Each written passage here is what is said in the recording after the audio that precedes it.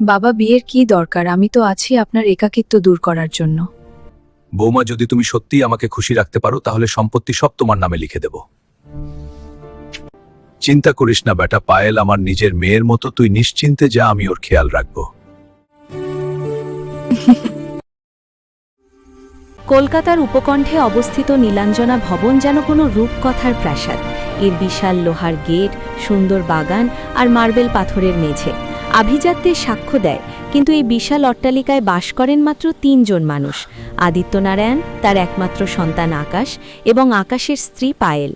সেদিন সকাল থেকেই বাড়ির আকাশে যেন কালো মেঘ জমেছিল। আকাশের দুবাই যাওয়ার সময় হয়ে এসেছে। ভালো বেতনে একটি বহুজাতিক কোম্পানিতে তার চাকরি হয়েছে। আকাশ যখন তার সুটকেস গুছিয়ে নিচে নেমে এলো, দেখল বাবা আদিত্যনারায়ণ বারান্দায় ইজি চেয়ারে বসে শূন্য দৃষ্টিতে বাইরের দিকে তাকিয়ে আছেন। আকাশ পাশে গিয়ে বসল। বাবা, আমি চললাম, নিজের শরীরের খেয়াল রাখবেন। আদিত্যনারায়ণ দীর্ঘশ্বাস ফেলে বললেন, তুই চলে গেলেই বিশাল বাড়িতে আমি একা হয়ে যাব রে বেটা। আকাশ তার সুন্দরী স্ত্রী পায়েলের হাত ধরে বাবার সামনে নিয়ে এলো। পায়েলের গায়ের রং দুধে আলতা, ডাগর চোখ আর চেহারায় এক মায়াবী স্নিগ্ধতা। আকাশ বলল, বাবা, পায়েল খুব নরম মনের মেয়ে, ও কখনো বড় বড় শহরে একা থাকেনি। আমি চলে গেলে ওর সব দায়িত্ব আপনার, ও যেন কোনো কিছুর অভাব বোধ না করে। আদিত্যনারায়ণ পায়েলের মাথায় হাত রেখে আশীর্বাদ করলেন। তার মুখ আনন্দে ঝলমল করে উঠল। তিনি হাসি মুখে বললেন, চিন্তা করিস না বেটা, পায়েল আমার নিজের মেয়ের মতো, তুই নিশ্চিন্তে যা, আমি ওর খেয়াল রাখব। আকাশ পায়েলকে জড়িয়ে ধরে বিদায় নিল। গাড়ি যখন গেট দিয়ে বেরিয়ে গেল, পায়েল আঁচল দিয়ে চোখ মুছল। কিন্তু সেই কান্নার পেছনে কি কোনো গোপন ষড়যন্ত্র লুকিয়েছিল? আকাশ চলে যাওয়ার পর প্রথম কয়েকদিন সবকিছু স্বাভাবিক ছিল। পায়েল আদর্শ পুত্রবধূর মতো বাড়ির সব কাজ সামলাচ্ছিল। কিন্তু আদিত্যনারায়ণের মধ্যে এক অদ্ভুত পরিবর্তন দেখা দিল। তিনি প্রায়ই পায়েলের কাজের সময় সেখানে উপস্থিত হতেন। একদিন বিকেলে পায়েল যখন ড্রয়িং রুমে আদিত্যনারায়ণের জন্য চা নিয়ে এলো, তখন আদিত্যনারায়ণ তাকে বসতে ইশারা করলেন। বৌমা, এখানে একটু বসো, তোমার সাথে কিছু জরুরি কথা আছে। পায়েল বিনয়ের সাথে সোফায় বসল। আদিত্যনারায়ণ বলতে শুরু করলেন, আকাশ যাওয়ার পর থেকেই বাড়িটা আমার কাছে গোরস্থানের মতো লাগছে। সারাদিন কারো সাথে কথা বলার নেই, আমার একাকিত্ব আমাকে কুড়ে কুড়ে খাচ্ছে। আমার মনে হয় আমার আবার বিয়ে করা উচিত। একজন সঙ্গী থাকলে হয়তো এই শেষ কটা দিন শান্তিতে থাকতে পারব। পায়েলের কানে কথাগুলো বিষের মতো লাগল। সে মনে মনে হিসাব কষতে শুরু করল। আদিত্যনারায়ণের বয়স ৭০ ছুঁই ছুঁই, তার ব্যাংকে কোটি কোটি টাকা, শহরে কয়েকটা ফ্ল্যাট আর এই বিশাল বাড়ি। যদি এই বৃদ্ধ আবার বিয়ে করেন, তবে সেই নতুন স্ত্রী হবে সম্পত্তির প্রধান উত্তরাধিকারী। পায়েল আর আকাশের কপালে হয়তো কিছুই জুটবে না। সে অত্যন্ত কোমল স্বরে বলল, বাবা, আপনি এসব কি বলছেন? আমি তো আছি আপনার সেবা করার জন্য। আপনি যা চাইবেন আমি তাই করব। আপনার একাকিত্ব দূর করার দায়িত্ব আমার। এই বয়সে বিয়ে করলে লোকে হাসাহাসি করবে। আপনি শুধু আমাকে বলবেন আপনার কি চাই। আদিত্যনারায়ণের ঠোঁটের কোণে এক কুটিল হাসি ফুটে উঠল।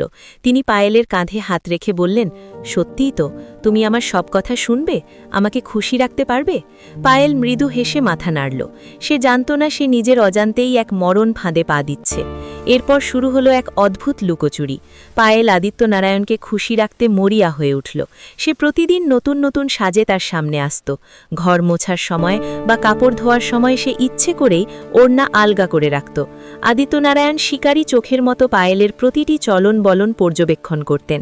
তিনি প্রায়ই বলতেন, বৌমা, ওড়নাটা তুলে নাও, কাজ করতে সুবিধে হবে। এই কথাগুলোর আড়ালে যে লালসা না অন্য কিছু ছিল তা বোঝা কঠিন ছিল।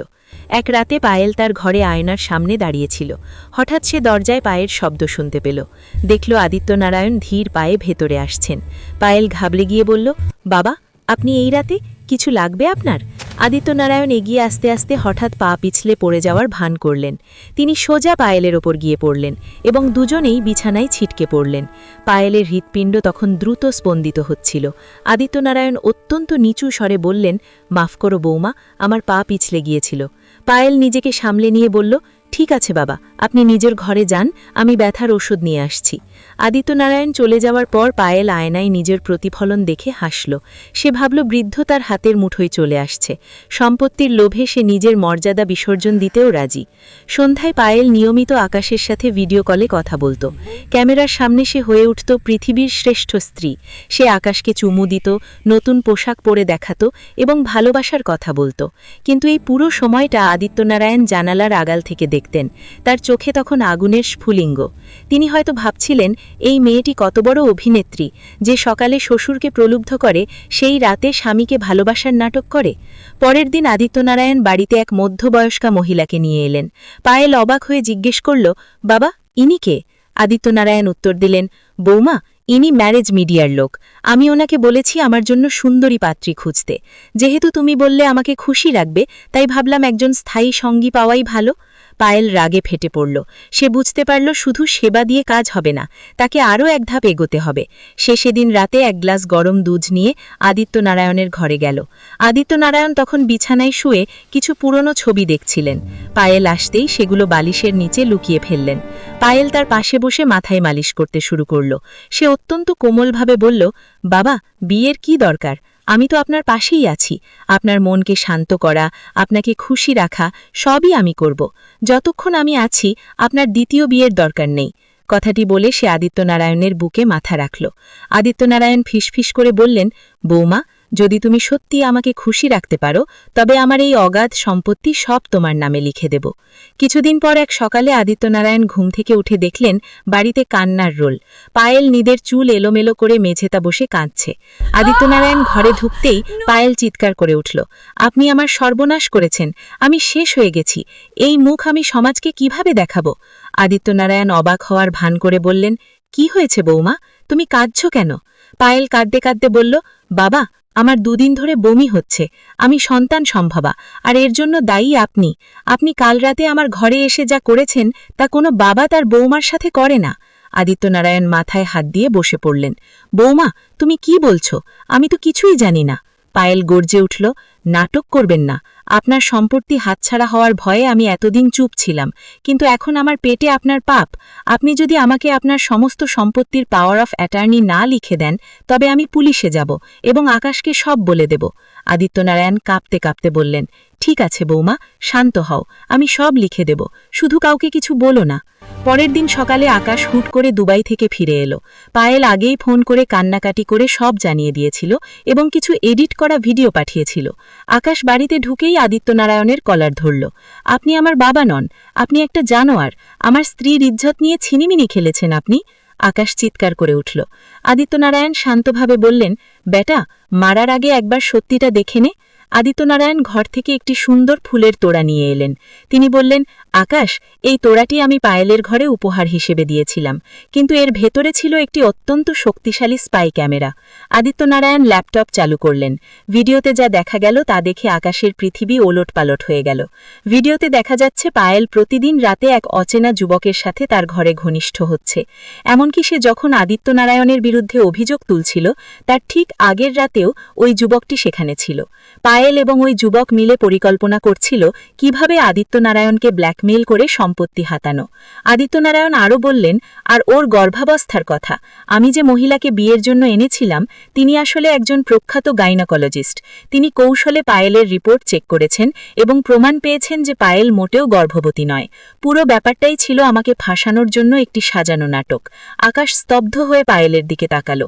পায়েলের মুখ ফ্যাকাশে হয়ে গেছে। সে পালানোর চেষ্টা করল, কিন্তু আকাশ তাকে ধরে ফেলল। তুই এত নিচে নামতে পারলি পায়েল, শুধুমাত্র টাকার জন্য? আকাশ ঘৃণা ভরে পায়েলের মুখে থুতু দিল। আমি তোকে তালাক দিচ্ছি। আজ এই মুহূর্ত থেকে তুই আমার কেউ নোস। আদিত্যনারায়ণ পায়েলকে উদ্দেশ্য করে বললেন, আমি তোমাকে নিজের মেয়ের মর্যাদা দিয়েছিলাম, আর তুমি সেটাকে ধুলোয় মিশিয়ে দিয়েছ। আমার বাড়িতে তোমার আর এক মুহূর্ত জায়গা নেই। তোমার ওই প্রেমিকের কাছে চলে যাও, যে শুধু তোমার টাকা চায়। আকাশ তার বাবার পায়ে পড়ে ক্ষমা চাইল। পায়েল এক বস্ত্রে সেই বিশাল প্রাসাদ থেকে বেরিয়ে গেল। তার পেছনে পড়ে রইল শুধু তার ভাঙা স্বপ্ন আর সীমাহীন ঘৃণা। নীলাঞ্জনা ভবনে আবার শান্তি ফিরে এলো, কিন্তু সেই শান্তি ছিল অনেক বড় ত্যাগের বিনিময়ে পাওয়া।